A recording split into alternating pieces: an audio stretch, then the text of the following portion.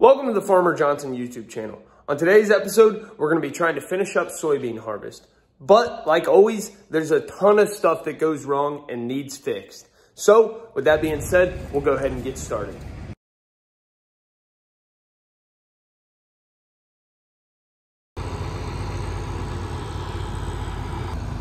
Wish the header cart wasn't in the way. That'd make a really nice thumbnail.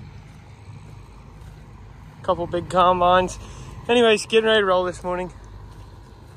Getting this stuff ready, fueled up, greased up, serviced up.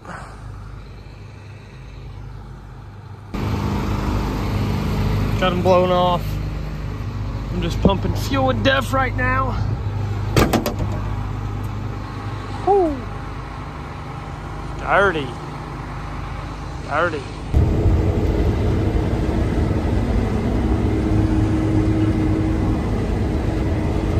I'm cutting out this little 10-acre patch, not very big. Brandon's on a little bit bigger farm, but I got started a little bit later because I got moved here, and on my way here, it gave me a warning on the screen that I need to check my air filter. So I pulled it out, and it was pretty bad. I just went ahead and threw a new air filter in it. That one was bad enough that it wasn't worth replacing. It's kind of normal for us to go through 2 air filters on some years, and especially on this year with how dusty it's been. Yeah, you can only blow out an air filter so many times before it's junk. And honestly, I could not in good conscience put that old air filter back in this machine. I mean, you guys can see right there behind me just how ridiculously dusty it is. It is brutal out there. So it makes sense that our air filters are getting dirtier than normal.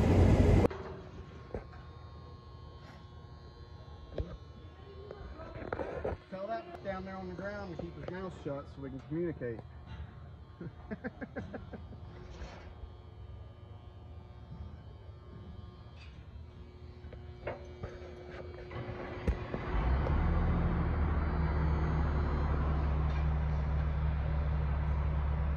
Yep, I can watch that. Yes, you do. Colby, you might need to come over here. Here. Yep.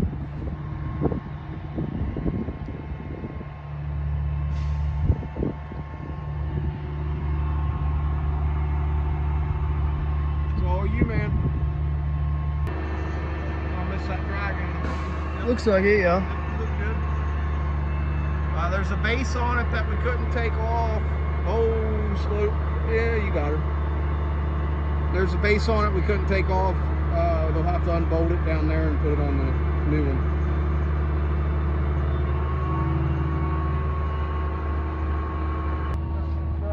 The motor went bad.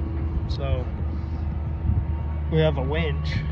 The winch isn't heavy enough to pick it up here. It's like the new motor is like 600 pounds. So yeah, it wasn't, winch couldn't do it. So we got a crane out here to do it. And yeah, we're gonna get motor that drives this leg right here. I believe this is our wet leg. I believe that's a wet leg. And this littler one is a dry leg. And that big giant thing, big giant motor runs a wet leg compared to this one, which is still really big, but not as big.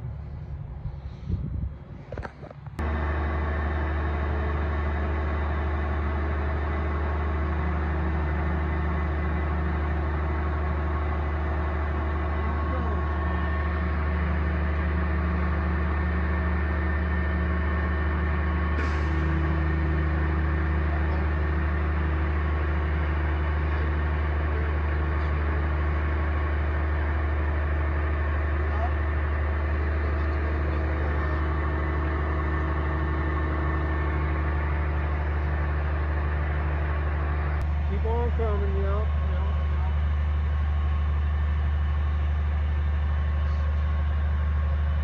You're real close. You're good. Whoa, whoa. Yep. It might be. Let her down. We'll see. We're coming to the end of the second to last day of harvest here. I did not film much today. It was a brutal day. It was a brutal day. I probably put I probably put every bit of 60 road miles on this combine this morning. I started out with a very long move to Newtown, which I mean, that's not that bad of a drive in a pickup for us, but that is ridiculously highly populated. And on the road that the farm's on, there's always semis and stuff rolling. So I went ahead and moved down there today, which was Sunday. Did it early in the morning, got that out of the way, and then I just rolled all over the place and did a bunch of patches. I am absolutely beat. I must have run something in my feeder house here.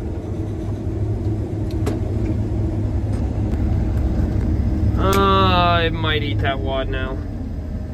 But I wish we had the real reversing kits on these, but we don't, because those are kind of like super expensive, actually. Nope, didn't need it. Didn't need it.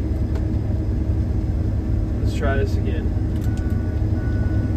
I was trying to eat it slow, but it just wasn't taking off. And then when I raised the head, it took off. It's really not that tough tonight. It's cutting pretty good. Brandon is broke down again. His combine is still broke down over the auger deal. I doubt it'll be back in action this fall. I mean, at this point in time, we're getting close enough. I don't know that we super need it. He's been running the 9230, but he's been having problems with def on it. My opinion is we just need to do away with that def stuff. And I don't know if I had a wad of grass there or what, but as I was saying, I was running around getting a ton of patches. I think I moved to 12 different fields today. The corn crew hasn't been getting along the best the past couple days either. They've been shutting down early and stuff like that. They've just not getting along good. The motor, I think it was the motor, went out of the top of our grain leg. So we weren't able to use the pit or anything for like 2 days there. But I think last night, Saturday night, I think they had a crane come out pretty late and pick the motor up off the top of the leg and put a new one up there. So they got the leg back to running today. Which, I'm not gonna lie to you guys, I am feeling it. I am very tired, but that's kind of part of it. The end is in sight, so that's good. We'll just keep rolling on until we get everything done, and then we can maybe take a break. Oh, in other news too, I found this bull skull. It's got horns and stuff on it. I found it in the field, and I found it forever ago, but I didn't tie it up there because it smelled really bad. Like its carcass was fully intact. Me and little Evan, he was running the grain cart some for me. We were out there just yanking on that thing, trying to get it unattached from the hide, but we got it. So I let it sit for, I don't know, several weeks, and it doesn't smell quite so bad, so I hung it up there. Well, I think we're gonna call that a night, get ready and shut it down here. And I gotta say, as long as a meteor doesn't fall from the sky or something and wipe out both these two combines sitting here, there is no possible way we are not getting finished with soybeans tomorrow. I just don't see it. So I come out here, pump fuel. I don't even think Brandon pumped fuel, but it's the last day of bean harvest. I don't even think we're gonna be out here a full day. The stuff was just greased yesterday, so we are in good shape. Nothing on my machine needed grease today. I didn't need def. All I did was check the motor oil and fill up with fuel. That was it. And then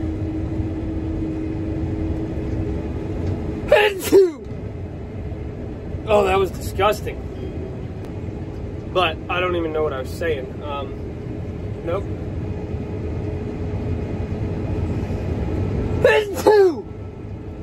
Oh, so we got this. This is a pretty decent sized field.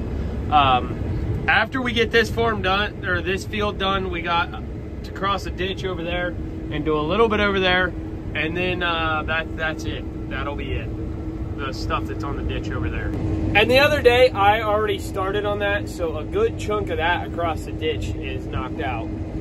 But after we get this farm done, I'll probably have Brandon go do the one last patch that we have, and I will hop in a truck and go check on some replant beans that we replanted them pretty late.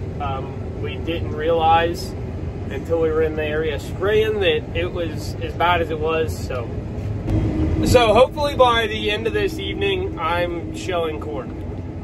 There's been a coyote that's hanging around this field a lot. It crossed over a tree line there earlier, but that is like the third or fourth time we've seen it in this field. We saw it, I saw it 2 nights ago when we moved in here. We seen it, and then last night we seen it, and then today, this morning, we seen it. So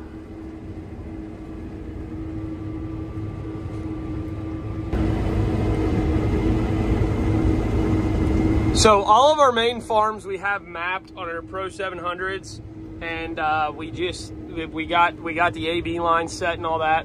Oh, there's a hawk down there. I don't know if you guys can see it. It just swooped down. I don't know if it got something. It's over there. But we got all of our AB lines mapped. Well, those AB lines did not get loaded into our combines this fall, which is kind of a pain in the butt because we are just setting our own AB lines, so they never match up combine to combine. Now, if our pre-mapped lines got loaded in to our screens, we could just go to here, which shows our farm, the field, and then we could select our, where's it at? I don't know, somewhere we can select which AB lines we want, and we could be running on the same AB lines. And then the field comes out perfectly to where you're not taking little passes like he hopped over, and I'm just gonna have a little sliver here that I'm taking for a little ways.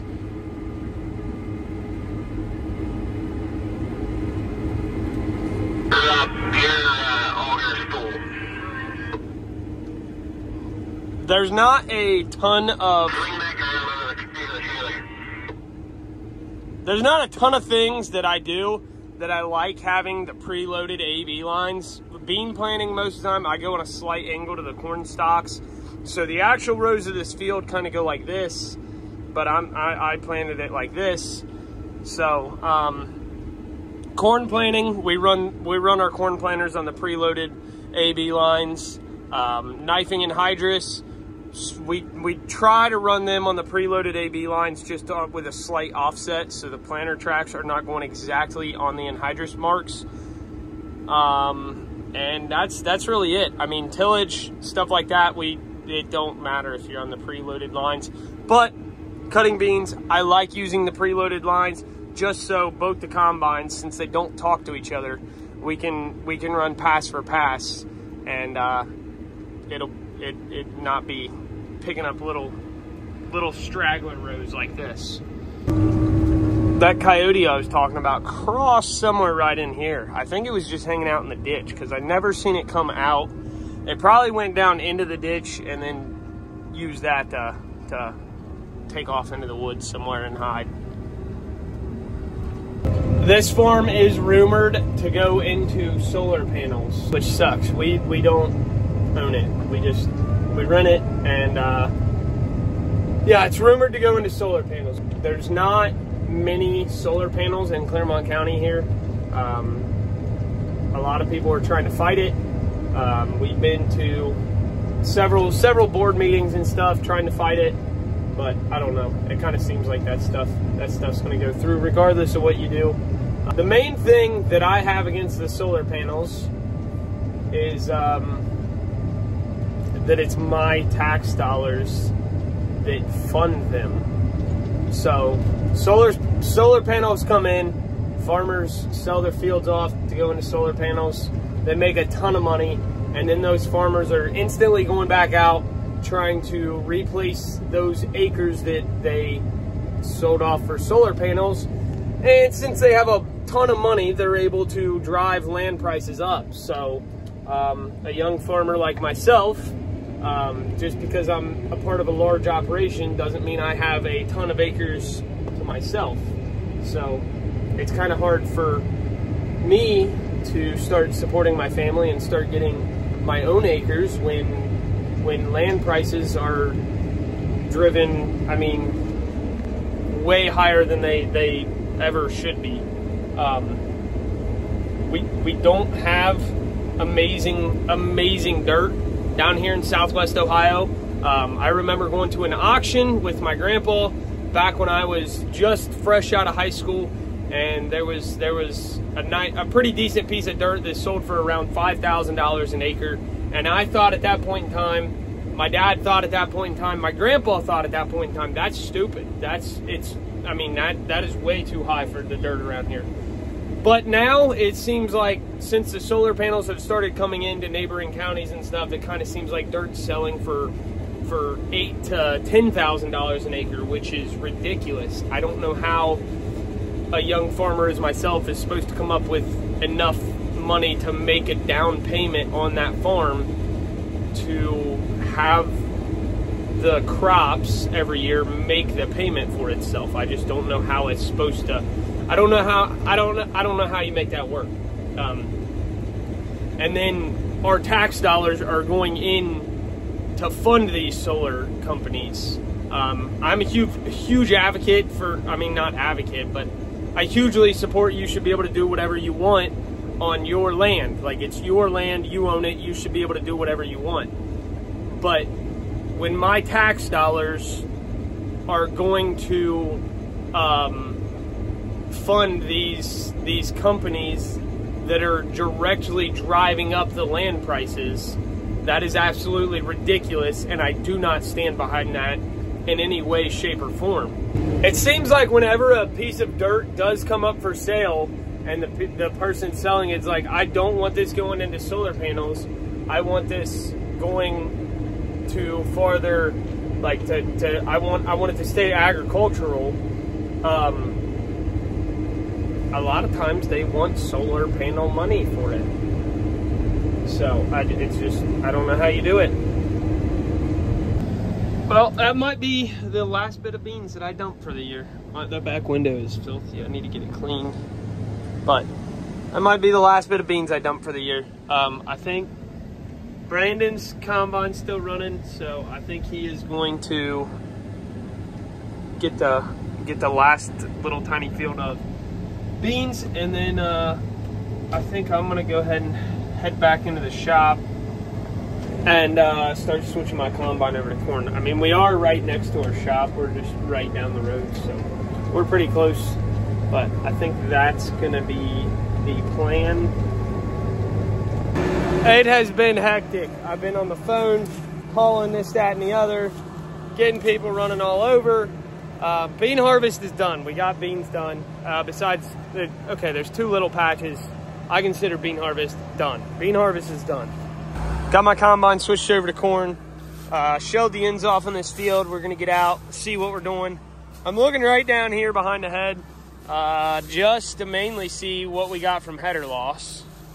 If you got two kernels in a 1 square foot area, that is 1 bushel to the acre loss. So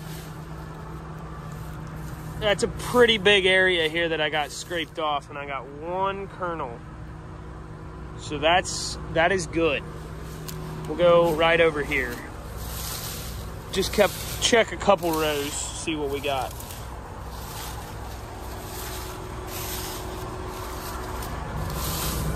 So I'm seeing one kernel here. Scrape out here.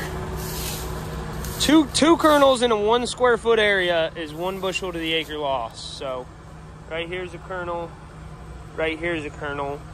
If I was seeing that, them like where they were everywhere, that is 1 bushel to the acre. But I think them two just being right next to each other is kind of a coincidence, because everywhere else I've dug seems pretty clean.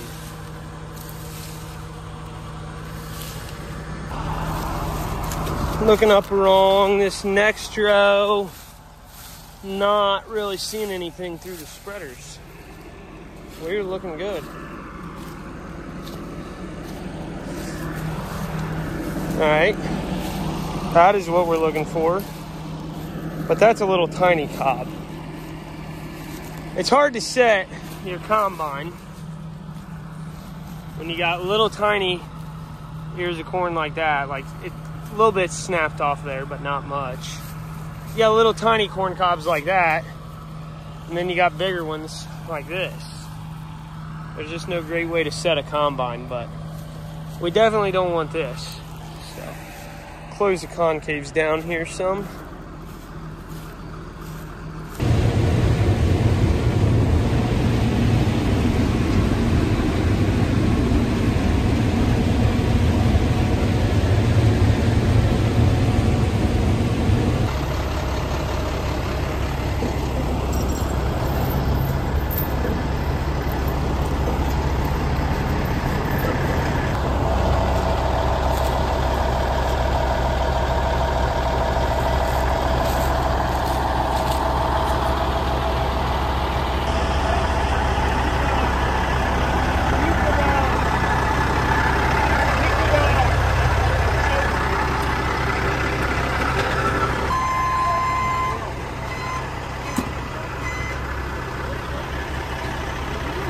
So what it do? Bang, pop, pow.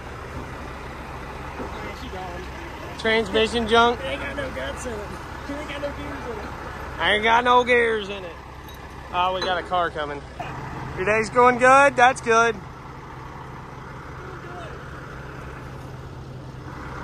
How is your day going? Good.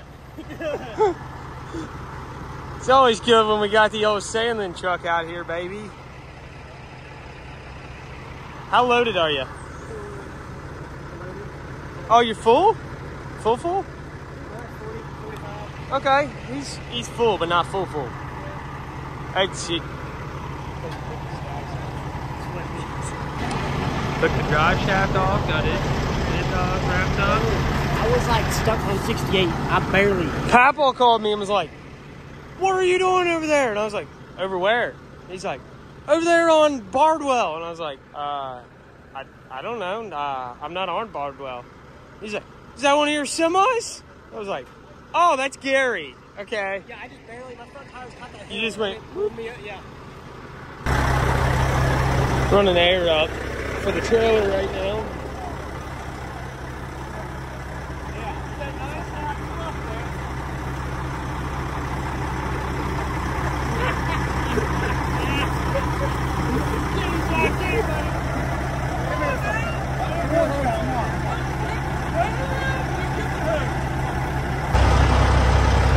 But yeah, the transmission toast. It kapow and pop.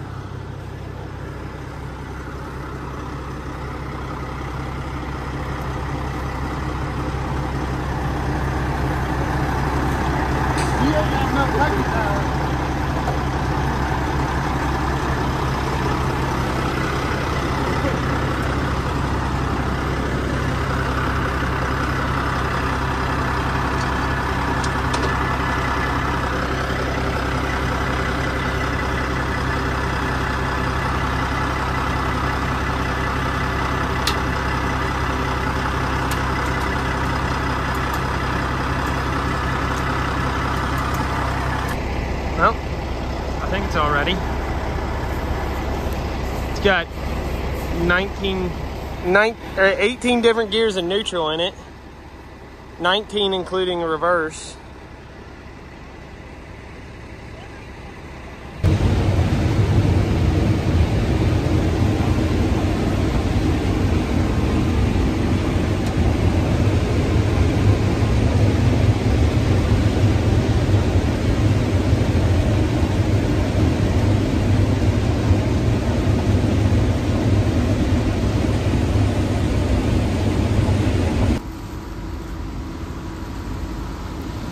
That's really all I have for today's video.